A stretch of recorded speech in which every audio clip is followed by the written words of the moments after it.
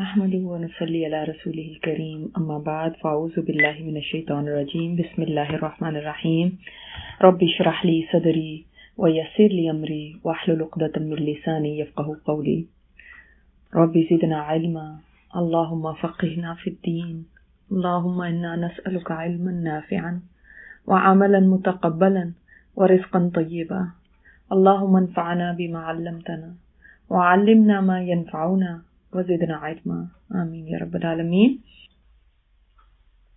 وآیۃ لہم اللیل، اور ایک نشانی اور ایک عظیم نشانی ہے. آیتن آ گیا نا، ایک عظیم نشانی ہے ان کے لیے رات. رات بھی ایک عظیم نشانی ہے. اصل میں بات یہ ہے کہ جب سے ہم پیدا ہوتے ہیں نا، دن اور رات کا ہم نظام دیکھتے ہیں. جب ہم روٹین میں یہ سب چیزیں دیکھتے ہیں تو ہمیں اتنا احساس نہیں ہوتا پھر کہ یہ بھی کوئی بڑی بات ہے، بڑی چیز ہے. لیکن کہا جاتا ہے کہ اگر کوئی انسان اندھا ہو اور ہمیشہ سے اندھا ہو پیدائشی طور پہ، اس کے بعد ایک دم اس کو بینائی ملے تو اس کے لیے بہت بڑی بات ہوگی یہ رات اور دن کا آنا اور جانا. اللہ تعالیٰ نے اس کو قرآن میں کئی مرتبہ نشانی کے طور پہ ذکر فرمایا کہ یہ بہت بڑی اللہ کی نشانی ہے. رات نسلخ منہ النہار، ہم کھینچ لیتے ہیں اس سے دن کو. اس کے اوپر سے جیسے کھال کھینچی جاتی ہے، دن کو کھینچ لیا جاتا ہے تو پھر سے رات آ جاتی ہے. اچھا دیکھیں، اس کا مطلب ہے کہ دن کی جیسے ایک چادر ہے کھال کی طرح نا، جو دن کی ایک چپر ڈالی دی ہے تو دن ہو گیا. جب اس چادر کو پیل کیا جاتا ہے، اور واقعی ایسا نہیں ہے، لیکن دن جیسے جیسے گزرتا جا رہا ہے کم ہوتا جاتا ہے، شام دوپہر کے بعد کم ہوتا جاتا ہے، جیسے لگتا ہے کوئی چادر کھینچ رہا ہے. پہلے جیسے کوئی چادر ڈال رہا ہے، پھر پوری ڈل گئی نون ٹائم تک، اور اس کے بعد پھر جیسے کوئی اس کو اٹھا رہا ہے اور کھینچ رہا ہے اور شام ہوتی جا رہی ہے. آپ دیکھیں گے مشرق کی طرف اندھیرا ہوتا جا رہا ہے اور پھر مغرب تک جا کے پھر سورج غروب ہو جاتا ہے اور بالکل اندھیرا. تو دن نے جیسے رات کو کور کرتا ہے، جیسے ایک بالکل کالے حبشی انسان کے اوپر ایک بالکل سفید چادر ڈال دی جائے، وہ سفید لگے گا نا، پھر اس کے بعد وہ چادر ہٹائی جائے گی تو پھر سے وہ کالا نیچے سے نکلے گا. اسی طرح یہ رات اور دن ہے. سبحان اللہ. تو صرف تم رات کو اور دن کو دیکھا نہ کرو بس کہ بھئی آ رہے ہیں جا رہے ہیں، خود بخود ہوتا جا رہا ہے، بلکہ نسلخ منہ النہار، ہم کرتے ہیں. یہ جو ہے نا اللہ تعالیٰ نے اپنی طرف نسبت کی ہے، ہم لے کر آتے ہیں. ینسلخ بھی ہو سکتا تھا، وہ لے کر آتا ہے، لیکن اللہ تعالیٰ نے اس کی نسبت ڈائریکٹ اپنی طرف فرمائی ہے. نسلخ، ہم کھینچتے ہیں. اور یہ بہت بڑی اللہ کی قدرت کی اس طرح نشانی. آپ یہ دیکھ لیں، کوئی چیز بھی کالی ہو اس کو سفید کرنا کتنا مشکل ہے نا.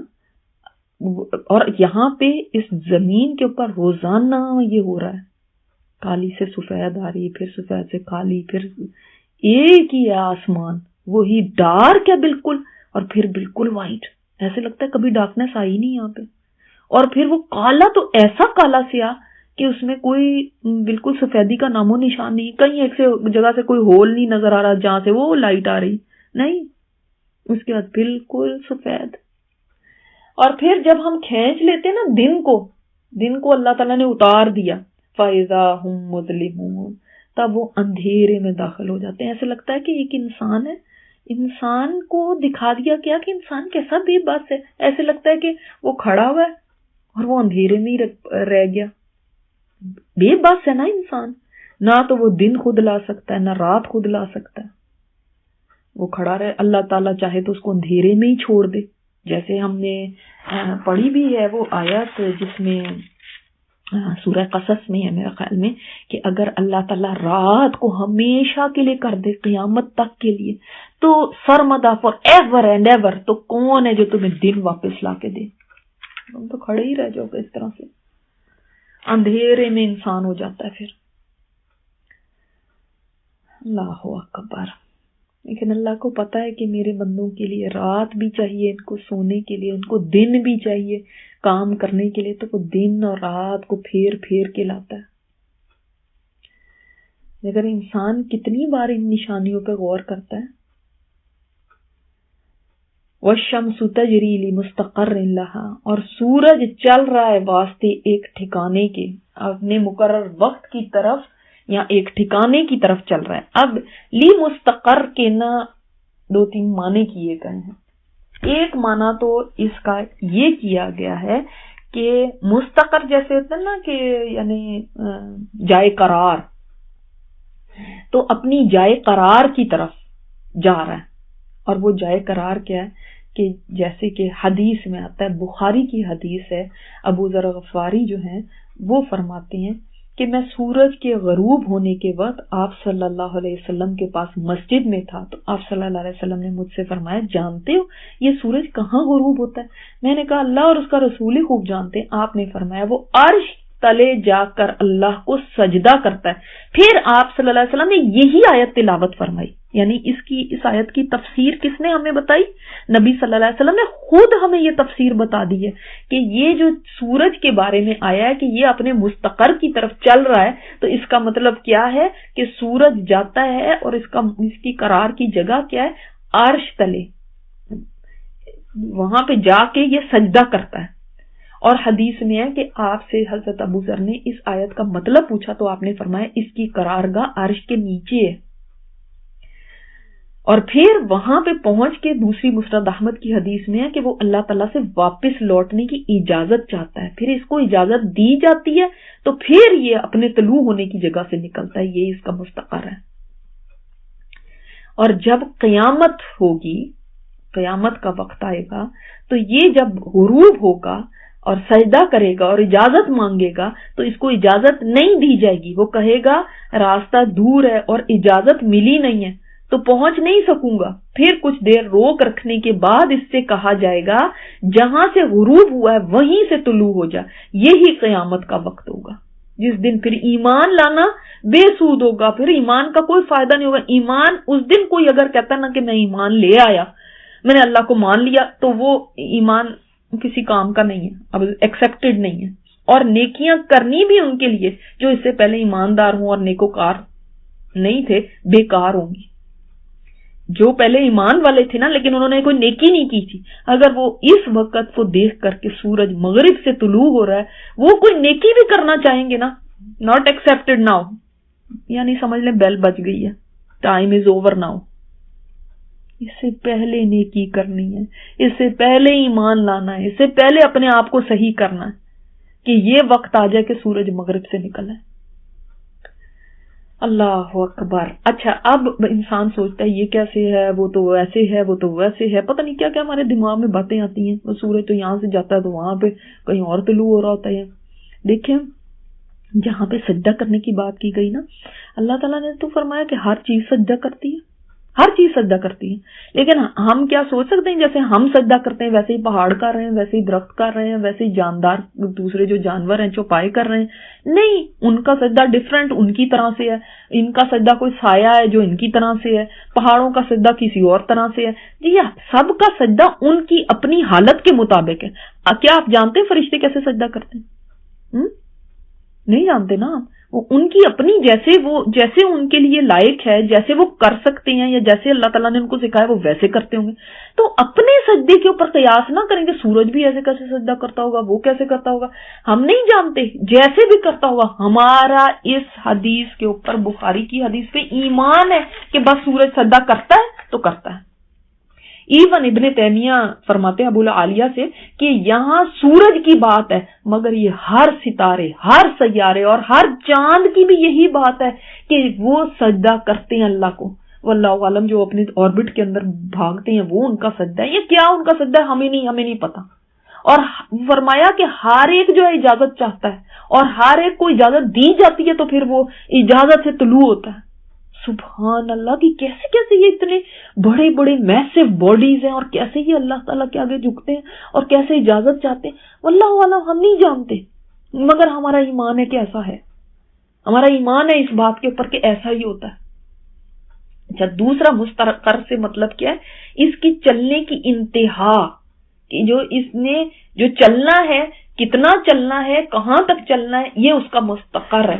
یعنی آپ دن کے اندر اس نے کتنا چلنا ہے، کہاں تک اس نے پہنچنا ہے، گرمیوں میں کیسے ہے، سردیوں میں کیسے ہے، یہ جو اس کے ٹائمنگ، جو اس کا راستہ، جو یہ سارا اس کا مستقر ہے. اور ایک اس کی قرات، ایک اور بھی اس کی قرات ملتی ہے، بہت زیادہ وہ فیمس نہیں، زیادہ تو یہی ہے، مگر دوسری قرات میں یہ بھی ہے، حضرت عطا سے ہے، وہ والشمس تجری لا مستقر لہا، لا اس کو انہوں نے لا پڑھا حضرت عطا نے، اور ان کا لا پڑھنے کا کیا کہ سورج چل رہا ہے اور اس کا کوئی ٹھکانہ نہیں، یعنی مسلسل چل رہا ہے، اس کو کوئی روک، یعنی اس کا کوئی ریسٹ یا اس کا کوئی رکنا ہے ہی نہیں، مسلسل یہ چلتا جا رہا ہے. یہ بھی قرات ہے، مگر زیادہ یہی والی ہے جو ہم پڑھ رہے ہیں. اچھا، ایک اور قول اس بارے میں ملتا ہے مستقر. مستقر سے مراد پھر ہے کیا، اس کی جو چال ہے، اس کا خاتمہ، یعنی کون سی اس کی ڈیسٹینیشن ہے، اپنی ڈیسٹینیشن تک یہ چل رہا ہے. اس کی ڈیسٹینیشن کیا ہے، اس کی جو منزل ہے، اس کی جو ٹھکانہ ہے وہ کیا ہے، وہ قیامت کے دن تک پہنچنا ہے. یعنی وہ ہے اس کا اینڈ، وہ ہے اس کا ٹھکانہ. جب سور پھونکا جائے گا تو اذا الشمس کورت ہے نا، اس کو رول کر دیا جائے گا، یہ بے نور ہو جائے گا. یہ ہے اس کا مستقر. تو یہ بھی ہے. اور آج کے وقت میں تو اب سائنس بھی بتاتی ہے نا کہ اپنے آربٹ میں حرکت کرتا ہے، جا رہا ہے، چل رہا ہے. تو یہ اپنی ایک سپیڈ میں جا رہا ہے. سورج کی سپیڈ جو بتائی گئی ہے وہ 150 مائلز پر سیکنڈ ہے. یعنی جتنی دیر میں بات کریں گے، سوچے کتنے سیکنڈز گزر گئے، کتنے منٹس گزر گئے، تو کہاں تھا سورج اور کہاں سے کہاں پہنچ گیا. سبحان اللہ. اور زمین جو سورج کے گرد گھوم رہی وہ 18.5 مائلز پر سیکنڈ، ہر سیکنڈ میں 18.5 مائلز تک تیز بھاگ رہی ہے. سبحان اللہ. تو امیزنگ جو اس کی ساری باتیں تھی نا، میں دیکھ رہی تھی اس کے اوپر سارا میں نے ریسرچ کی. تو سورج اپنے آربٹ میں گھوم رہا ہے، اور اس کا آربٹ کیا ہے، ملکی وے جو ہماری گیلیکسی ہے، جو ہماری کہکشاں ہے، اس کے گرد یہ چکر لگاتا ہے. ٹھیک ہے. اور سبحان اللہ کتنی سپیڈ سے یہ چکر لگا رہا ہے. یہ سپیڈ اس کی بتائی گئی 483,000 مائلز پر آور.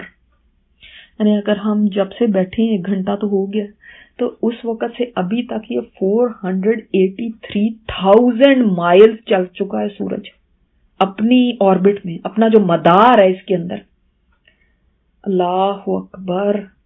اور تب بھی سوچیں یہ اتنی سپیڈ سے چل رہا ہے، اتنی سپیڈ سے چل رہا ہے، تب بھی سوچیں یہ اس ملکی وے کے گرد ایک چکر 25 کروڑ سال میں مکمل کرتا ہے. 25 کروڑ سال میں. اللہ اکبر. اور میں دیکھ رہی تھی، یعنی اتنی تیز یہ سورج بھاگ رہا ہے، اس ساتھ زمین بھی ساتھ اس کے، یعنی زمین نے اس کے گرد بھی گھومنا ہے اور ساتھ آگے بھی بھاگنا ہے، اپنے آربٹ میں بھی گھومنا ہے. اور یہ پورا کا پورا ہمارا نظام جو ہے، جو ہمارا سولر سسٹم ہے، یہ پورا کا پورا بھی گھوم رہا ہے ملکی وے کے گرد. ملکی وے تو پوری کہکشاں کا، ہماری گیلیکسی کا نام ہے نا، اس کے سینٹر کے گرد گھوم رہا ہے، اور پوری ملکی وے بھی بھاگ رہی ہے. اللہ اکبر. اور اس کی سپیڈ میں نے دیکھی کہ کیا اسپیس میں یہ کتنی تیز پوری ہماری گیلیکسی بھاگ رہی ہے. 1.3 ملین مائلز پر آور. 1 گھنٹے میں 1.3 ملین مائلز کی سپیڈ سے دوڑ رہی ہے. اب آپ یعنی آپ کا دماغ جو ہے نا وہ بالکل ایسے ہو جاتا ہے کہ کیا ہو رہا ہے. سورج بھی بھاگ رہا ہے، زمین سورج کے گرد بھاگ رہی ہے، سورج اپنی گیلیکسی میں بھاگ رہا ہے، وہ گیلیکسی بھی بھاگ رہی ہے. کہاں جا رہے ہیں بھاگ کے، کہاں جا رہے ہیں؟ دیر از نو آنسر. دیر از نو آنسر. سائنس آپ کو کوئی جواب نہیں دے سکتی. کہاں بھاگ یہ ہماری گیلیکسی کہاں بھاگ رہی ہے اتنی جو سپیڈ پہ، 1.3 ملین مائلز کی سپیڈ پہ ہر گھنٹے میں اتنی ملین مائلز. یعنی ہم جہاں تھے وہاں نہیں ہیں، ہم آگے کو بھاگ رہے ہیں، کیونکہ ہم اس پوری کہکشاں کے اندر ہم بھی ایک حصہ ہے نا. ہم اتنا آگے بھاگ رہے ہیں. سبحان اللہ. اس کا کوئی بنایا جائے، کوئی طرح سے اس کا کوئی ڈیمونسٹریشن کی جائے. سبحان اللہ. Amazing amazing.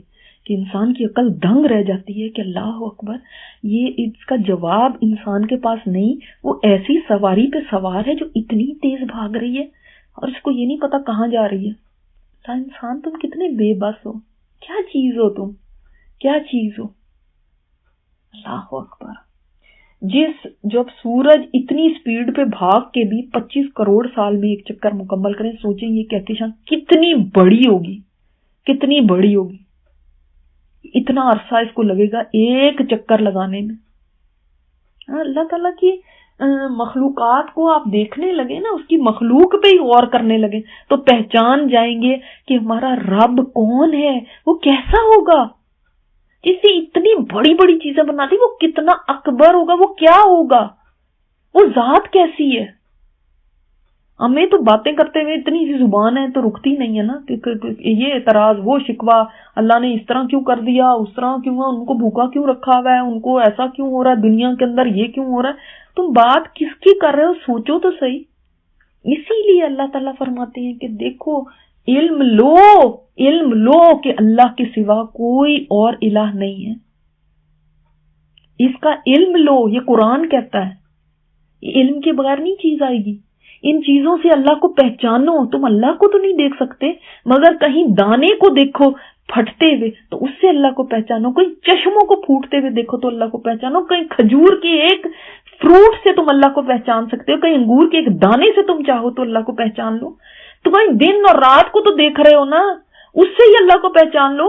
اس کے لیے تو کسی کو امیر ہونے کی ضرورت نہیں، اس کے لیے تو بہت زیادہ عقل مند ہونے کی ضرورت نہیں۔ سورج کو نکلتے ہوئے دیکھتے ہو کہ اس سے نہیں اللہ کو پہچانتے، دوڑتا جا رہا ہے، بھاگتا جا رہا ہے، کام میں لگا ہوا ہے، کوئی ریسٹ نہیں ہے اس کا، اس سے نہیں اللہ کو پہچانتے کہ وہ رب کون ہوگا جو اتنے بڑے سورج کو چلا رہا ہے۔ میں یہ آیت ہی دیکھ کے اس کے اوپر، تو اس دن ڈرائیونگ کر رہی تھی، میں سوچ رہی تھی اللہ اگر سڑک کے اوپر یہ نشان نہ انہوں نے لگائے ہوں تو ہمیں تو سمجھ ہی نہ آئے کہ ہم نے جانا ایک لین سے دوسری میں، کوئی کہیں پہنچتا پھرے، کوئی پتہ ہی نہیں چلے گا کدھر جانا ہے۔ تو اللہ تو نے خلا میں کون سے ایسے نشان لگائے ہوئے کہ سورج کو بھی پتا ہے میں نے اس راستے پہ جانا ہے، میں نے ایک ذرا سا اینگل ڈفرنٹ کر کے اگلے دن نکلنا ہے۔ پتہ ایک ہی اینگل سے نہیں نکلتا، مشرق تو بہت بڑا، ایک اینگل سے نہیں نکلتا، ہر روز ہلکا سا فرق، ہلکا سا فرق، ہلکا سا۔ گرمیوں میں آپ کو پتا ہے ایک طرف کو ہوتا ہے، سردیوں میں ایک طرف کو ہوتا ہے، تو وہ اینگل کا بدلنا اس کو کس نے سکھایا؟ یہ ساؤتھ سے نارتھ کیوں نہیں چلا جاتا؟ یہ ایسٹ سے ویسٹ میں ہی جا کے کیوں غروب ہوتا ہے؟ یہ ایسٹ سے کسی اور طرف ہی چل پڑے، راستہ ہی بھول جائے کسی دن۔ کس نے اس کو سکھایا کہ راستہ کون سا ہے؟ یہ آربٹ، چلو آپ کو کہتے ہیں نہیں جی وہ تو آربٹ میں، اچھا زمین کو کس نے سکھا دیا تیرا آربٹ یہ ہے؟ سورج کو کس نے بتا دیا؟ ان کی سپیڈ کس نے مقرر کر دی؟ یہ اتنی سپیڈز کی میں آپ کو بات بتا رہی ہوں، کس نے مقرر کی؟ خود ہی ان کے اندر عقلیں، خود ہی یہ سب کچھ کر رہے ہیں، خود ہی یہ سب کچھ چل رہا ہے، نہ ٹکراتے ہیں، نہ کہیں گرتے پڑتے ہیں، نہ کوئی ایکسیڈنٹس ہو رہے ہیں۔ کیا ہے یہ؟ نہ تھکتے ہیں، نہ ٹھہرتے ہیں، چلتے ہی جا رہے ہیں۔ فرمایا ذالک تقدیر العزیز العلیم، یہ جواب ہے اس بات کا، یہ سب ہے نا انسان کی جب عقل دنگ رہ جاتی، یہ ہے اندازہ زبردست علم والے کا۔ یعنی یہ جو ہے یہ سب کس نے کیا ہوا ہے؟ وہ جو اندازے سے مطلب کیا ہے، قدر کا مطلب کیا ہوتا ہے؟ یعنی جیسے کہ ہم کہیں کہ ایویلویٹ یہ کس نے کیا ہے، یہ اس طرح سے ہونا چاہیے، یہ اس کا اتنا سائز ہونا چاہیے، اتنی سپیڈ ہونی چاہیے، یہ ایسا ہونا چاہیے، ایسے چلنا چاہیے، یہ کس نے کیا ہے؟ ہم تو ایک گیند ہوا میں پھینکتے تو وہ پھینکتے کس طرف کو تو پہنچ کسی اور طرف جاتی ہے۔ آج ہوا زیادہ تھی تو وہ ادھر کو چلی گئی۔ کیا بات ہے کہ یہ زمین تو نہیں اڑ کے کہیں اور چلی جاتی، یہ جو سورج ہے یہ تو نہیں کہیں جاتا۔ یہ کس کے اندازے ہیں جو جس نے اپنے اندازوں سے مقرر کیا؟ یہ اللہ جو العزیز ہے، یہاں پہ اللہ کا نام نہیں آیا، العزیز۔ العزیز وہ جو ڈومینیٹ کرتا ہے، جو پاورفل ہے۔ پہلے آپ کو بتایا تھا نا العزیز کا معنی، مختار کل، فعال لما یرید، جیسا چاہے کرے۔ یہ اس کے اختیار میں ہے، جس کے اختیار کی کوئی حد نہیں ہے، جس کی مرضی کے آگے کوئی رکاوٹ نہیں ہے۔ یہ اس کے اندازے ہیں، سب کی تقدیر اس نے مقرر کی بھی ہے، اس کو کیسے کیسے ہونا چاہیے۔ اور العلیم جو علم میں کامل رکھتا ہے، دیکھیے نا یہ سب چیزیں علم کے بغیر نہیں ہو سکتی. جس کے پاس پورا علم ہے کون سی چیز کوئی اپنی جگہ سے ہل تو نہیں رہی, کوئی کہیں تو نہیں ہو رہی, سب اس کا ہے علم. اس کو پتا ہے کہ کچھ ایسا تو نہیں ہو رہا, وہ چلا رہا ہے. اور پھر یہ نہیں ہے کہ اس نے ایک دفعہ بنا کے چھوڑ دیا ہے, وہ ان کو سنبھال رہا ہے. اللہ اکبر. تو یہ پلاننگ, یہ سارا منصوبہ عزیز اور علیم کا ہے. اور نہ ہی اس عزیز کو اپنے اس پلاننگ کے لیے کسی سے پوچھنے کی ضرورت ہے, کسی کی رائے لینے کی ضرورت ہے, کسی کی منظوری کی ضرورت ہے, نہ ہی کوئی لمیٹیشن ہے. سمجھا یہ بات؟ اللہ اکبر.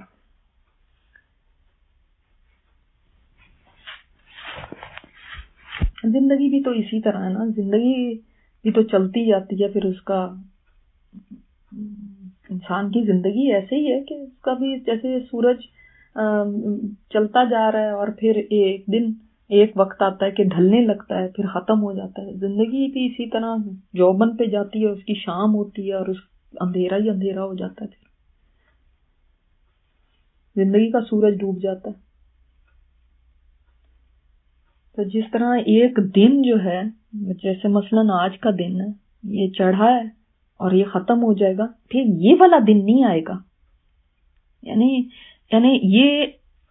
یہ مہینہ دوبارہ آ سکتا ہے اس کی, مگر یہ اسپیسیفک دن یہ نہیں آئے گا دوبارہ. ایک دن گزر جاتا ہے, دوبارہ کبھی نہیں آتا. اسی طرح زندگی دن کی طرح ہے نا, زندگی بھی ایک دفعہ ملتی ہے, واپس نہیں ملے گی دوبارہ. سبحانک اللہم و بحمدک نشہد ان لا الہ الا انت نستغفرک و نتوب الیک.